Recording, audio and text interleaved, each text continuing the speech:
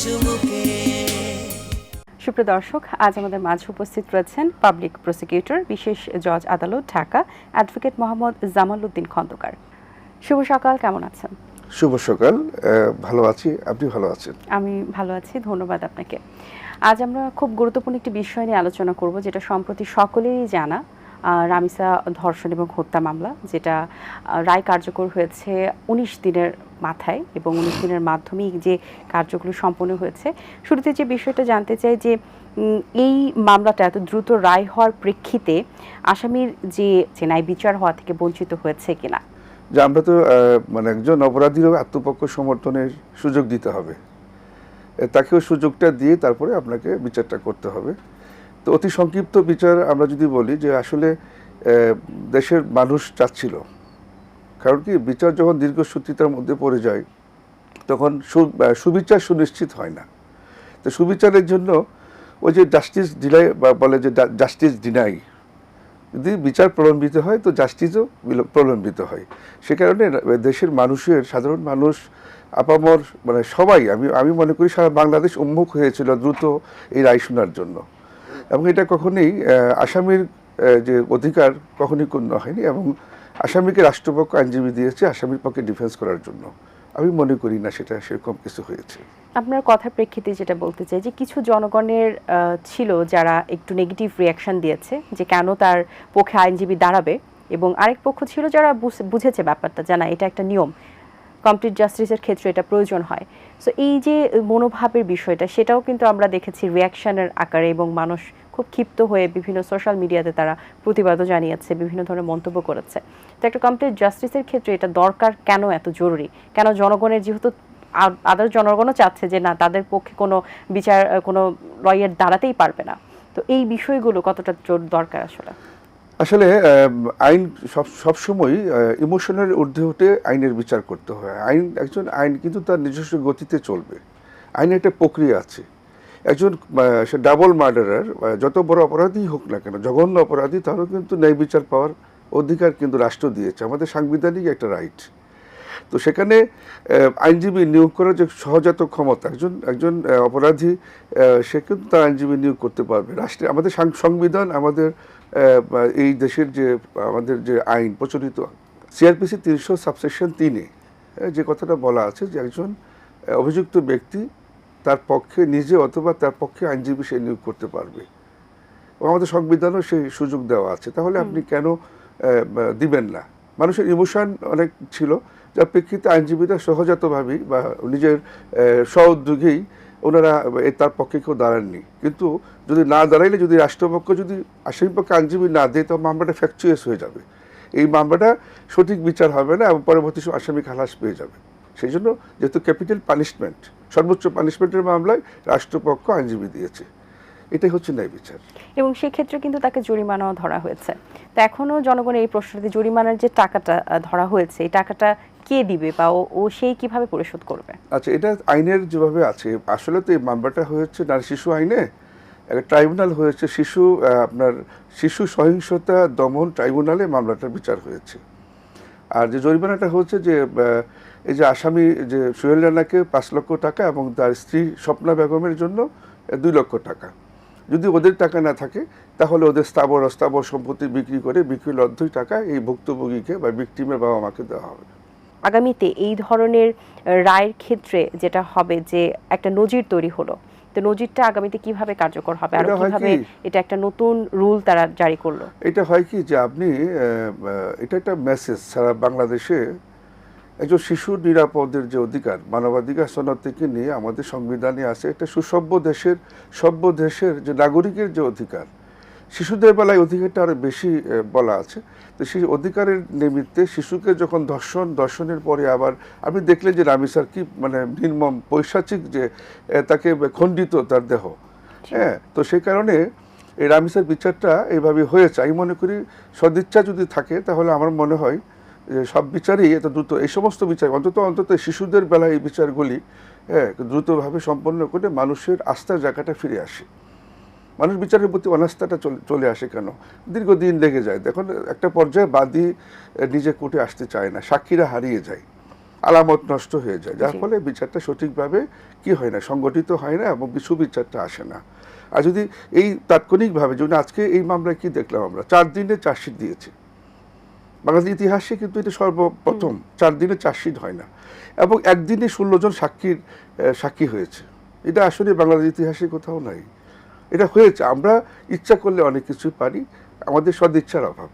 আমি মনে করি আইনের শাসনের জন্য, সুশাসনের জন্য রামিসার মামলাটা একটা উদাহরণ হয়ে থাকবে, এটা মাইল ফলক হয়ে থাকবে জাতির সামনে, দেশের সামনে, আইনের জগতে। এরকম তো আরো অনেক হাজার হাজার মামলা রয়েছে, অনেক অনেক শতাধিক, বলতে গেলে লক্ষর কাছাকাছি আছে এরকম মামলা, তো অবশ্যই আপনার সেটা নলেজে আছে। বাকি মামলাগুলো, এই যে মামলাগুলো যে একটা নজির তৈরি হয়েছে, বাকিগুলো কতটুকু কার্যকর হবে, বা আরো জনগণের আরো মতামত রয়েছে যে জনগণ বলে যেগুলো হয়তো বা সরকার পর্যন্ত পৌঁছায়, যে মামলাগুলো হয়তো বা বেশি মানুষ জানে, যত ভাইরাল হয় যেটা মানুষ বলে, সেই মামলাগুলো নিয়ে বেশি তাড়াতাড়ি তদন্ত করা হয়। এই যে মনোভাবগুলো মানুষের, এগুলো আসলে জনগণেরই কথা, জনগণই এটা নিয়ে ক্ষোভ প্রকাশ করেন বারবার, বারংবার। তো এই বিষয়গুলো নিয়ে আপনার কি মতামত রয়েছে? শুনেন, এই যে বলে না যে কতদিন কত খবর আসে কাগজের পাতা ভরে, জীবন পাতার অনেক খবর রয়ে যায় অগোচরে। এটা হয় কি যে প্রচার হয়েছে বলেই এটা হয়েছে। তা আমরা মনে করি রামিসার বিষয়টা একটা উদাহরণ। তো রামিসা দিয়ে শুরু করলাম আমরা এভাবে নেই যে রামিসাকে দিয়ে আমাদের শুরু হলো, যাত্রাটা শুরু হলো। আর ট্রাইব্যুনালটা নতুন হয়েছে। সহিংসতা, শিশুদের যে সহিংসতা দমনের আলাদা কোনো ট্রাইব্যুনাল ছিল না, নারীদের সাথে শিশু ছিল, শিশুটাকে আমরা আলাদা করে ফেললাম। এত হলো কি যে এখন এই যে এত বিচারের চাপ নাই, শুধু শিশুদের বিচার হবে এখানে। তাহলে এইভাবেই আমরা রামিসার মাধ্যমে আমরা মনে করি যে আমরা এই বিচারটা খুব মানে এইটা একটা মাইল ফলক হিসাবে থাকবে, তাকে সামনে রেখে আমরা পরবর্তী শিশুদের বিচারগুলি এভাবেই হবে, এবং আমাদের বর্তমান সরকার সেটাই চায়।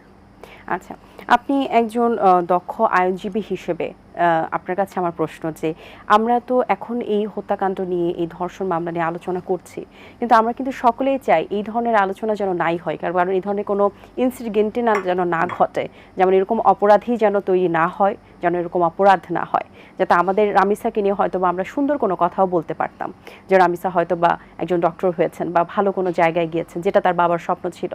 তো এই যে এই ধরনের ইনসিডেন্টগুলো যে এখনও আমাদের দেশে ঘটছে, এবং নিরাপত্তার যে আমরা একটা ঝুঁকিতে আছি প্রতিনিয়ত, এই বিষয়গুলো, এবং ঘরের ভেতরেও আসলে কে আপন কে পর, বা কোথায় সিকিউরিটি আছে কোথায় নেই, এই বিষয়গুলো নিয়ে কি কোনো বিশ্লেষণ বা কোনো পদক্ষেপ কি আপনারা জায়গা থেকে নিচ্ছেন কিনা বা নিবেন কিনা?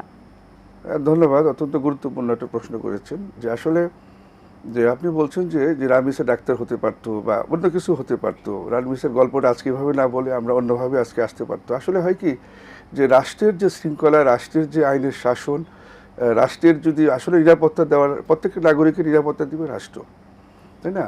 রাষ্ট্র তো আমাদের সুষম যে রাইট আছে সেই রাইটটাকে নিশ্চিত করবে, এবং সেই রাইট বিষয়টা হচ্ছে যে এই ঘটনার প্রেক্ষিতে রাষ্ট্র দ্রুত বিচারটা আমরা রামিসাকে কিন্তু ফিরে পাবো না, তবে হ্যাঁ রামিসার বাবা মাকে আমরা একটা বিচার দিতে পারলাম, সুবিচার। রামিসাকে ফিরে দিতে পারলাম না, বিচার দিতে পারলাম। তো সেক্ষেত্রে হয় কি যে আপনি যে প্রশ্নটা করছেন যে আমাদের কি করণীয় বা আমরা কেন এই রাষ্ট্র এই অবস্থায় বারবার, আসলে হয় কি যে আমি একটা কথাই বলবো যে আসলে রাষ্ট্রের জন্য, মানে আমাদের জন্য যে সুশাসন যেটা আছে, আমাদের আইন কিন্তু আছে, কিন্তু আইনের ইমপ্লিমেন্টেশনটাকে আরও বেশি কার্যকর করতে হবে। আমাদের আইন আছে, কিন্তু আইনের যে দীর্ঘসূত্রিতা, এগুলি কমায় নিয়ে এসে রামিসার মামলার মতো সকল মামলায় মনে করি এটাই নিয়ম হওয়া উচিত। এই শিশুদের বিষয়টা, আমাদের শিশুরা আজকে না, আমি দেখেন আইয়ামে জাহালিয়া থেকে নিয়ে, এবং এই যে অদ্যাবধি শিশুদের জন্য, নারীদের জন্য আইন করতে হয়, পুরুষের জন্য কিন্তু আইন করতে হয় না। আইন করতে হয় কেন?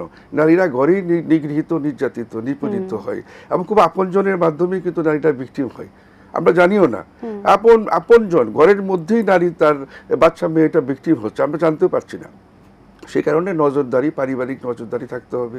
এই যে আজকে আমরা যে অনলাইন যে বিষয়টা আছে, সে অনলাইনের যে আসক্তি, ওখান থেকে আমাদের বাচ্চাদেরকে দূরে রাখতে হবে, এবং এই মামলা যেন দ্রুত পর্যায়ে মামলা নিষ্পত্তি হয়, সে কারণে তদন্তকারী কর্মকর্তা এদেরকে দায়িত্ব নিতে হবে।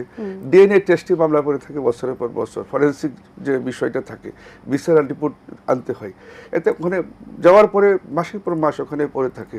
সবাই যদি আমরা আন্তরিক হই, আমাদের সবাই যদি দায়িত্বশীল হই, আমার মনে হয় যে এই দেশে সুবিচার, আইনের শাসন সব কিছু সম্ভব। তো যেভাবেই হোক আলহামদুলিল্লাহ, আমার মনে হয় যে আমাদের দেশে সেই আইনের শাসনের সুবাতাস বইতেছে, এবং ভবিষ্যতে আগামী দিনেও আমরা আরও বেশি আপনি দেখতে পাবেন, আমরা দেখতে পাবো। বলে আমি বিশ্বাস করি, এবং শিশুদেরকে আমরা সুরক্ষা দিতে পারবো। জি, অবশ্যই খুবই সুন্দর কথা বলেছেন। অবশ্যই আমরা সকলেরই সুরক্ষা নিশ্চিত করার চিন্তা ভাবনা আমাদের আছে, এবং সরকার কখনোই কিন্তু চায় না কোনো ইনসিডেন্ট ঘটুক, এবং সরকার সবসময় সেই জিনিসগুলো, যেমন বছরের পর বছর যে নথিগুলো পড়ে আছে সেগুলো যেন কার্যকর হয়, তাড়াতাড়ি রায় বিচার নিশ্চিত হয়, সুষ্ঠু তদন্ত হয়, এই জিনিসগুলো কিন্তু আমরা চাই। কিন্তু যারা নিজ নিজ জায়গা থেকে করছে না, তাদের উদ্দেশ্যে কি, তাদের জন্য কি কোনো ব্যবস্থা নেওয়া দরকার? আপনার কি মনে হয়? রাষ্ট্র আসলে ব্যবস্থা নেওয়ার জন্য রাষ্ট্রের সমস্ত মানে দায়িত্ব রাষ্ট্র দিয়ে, মানে প্রত্যেকটা রাষ্ট্র তো একজন সরকার, যেমন আমরা কি দেখতাম যে একটা সময় ছিল কিছু হলেই যে দরখাস্ত করতো যে আমাদের মাননীয় মন্ত্রী সাবেক প্রাইম মিনিস্টার এটা করবেন ওইটা করবেন, আসলে তো তা না। প্রত্যেকটা ডিপার্টমেন্টের জন্য পার্টিকুলার কিন্তু দায়িত্বশীল লোক আছে, ওরা যদি দায়িত্বশীল হয়। এবং আপনি দেখবেন যে এখন এই মামলা না, আমরা ইতিমধ্যে আর কয়েকটা মামলা এইভাবে, যে আমরা আসিয়া দেখলাম, যে আসিয়ার মামলা দেখেন কিভাবে বিচারটা হয়ে গেল।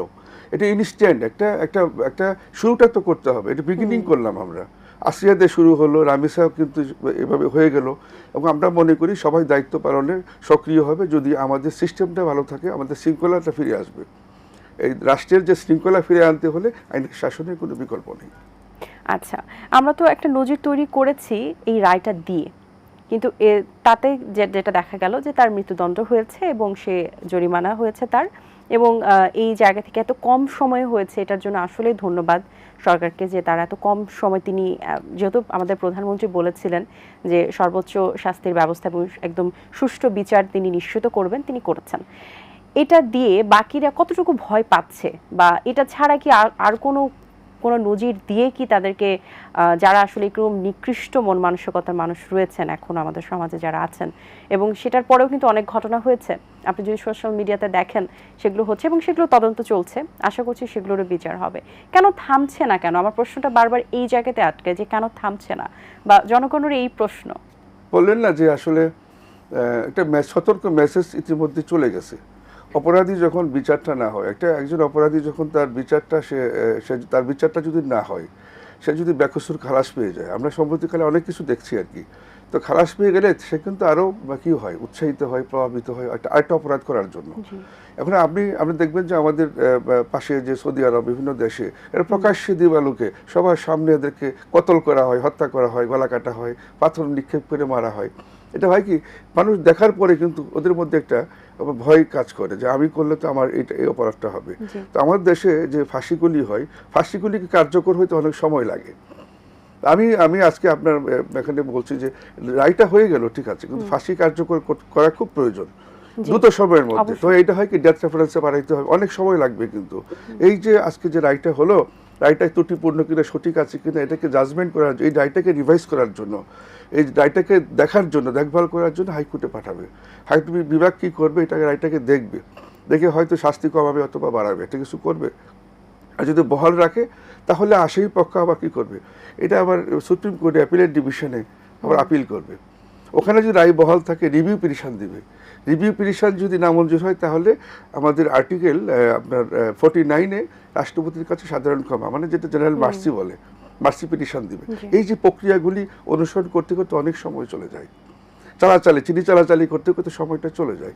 তা আমার বিশ্বাস, বা আমি মনে করি দেশবাসী এই আসামিদের ফাঁসি কার্যকর দেখতে চায়, রায় না।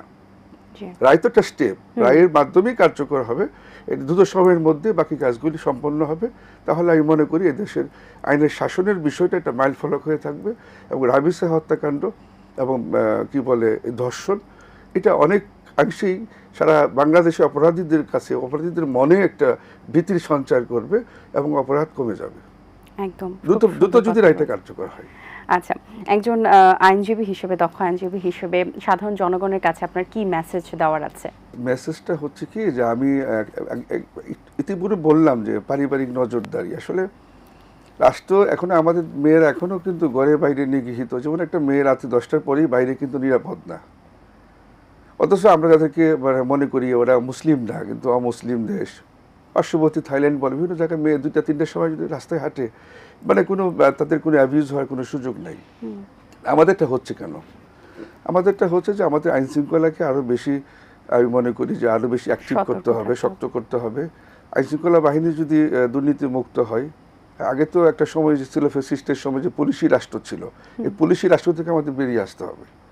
আমাদেরকে এই পুলিশ দেখে আমি আস্থা জায়গাটা, যদি রাতে অন্ধকারে আমি পুলিশ দেখে আস্থা পাবো যে না পুলিশ, রাস্তায় পুলিশ আছে, আমার কোনো নিরাপদ, কিন্তু এখন হয় কি যে পুলিশ দেখে আমরা ভয় পাই যে আবার কোন ঝামেলায় আমাকে ফেলে দেয়।